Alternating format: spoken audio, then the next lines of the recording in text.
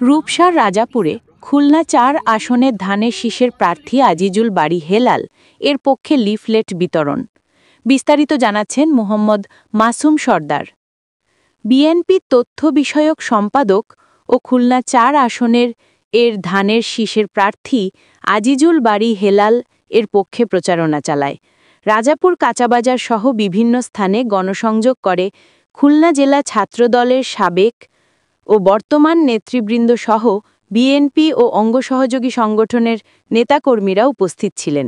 এ সময় খুলনা জেলা ছাত্রদলের সাবেক সহসভাপতি হাবিবুর রহমান হাবিব, ছাত্রনেতা ইমতিয়াজ আলী সুজন, মোহাম্মদ সাজ্জাদ মল্লিক, ফাহিম ভুইয়া, মোহাম্মদ সজিব আহমেদ, মোহাম্মদ তুরান শেখ, মোহাম্মদ শরীফুল ইসলাম, আরিয়ান ইসলাম ইরান, সোয়াইব খান, মোহাম্মদ রাইহান ঢালিসহ আরও অনেক।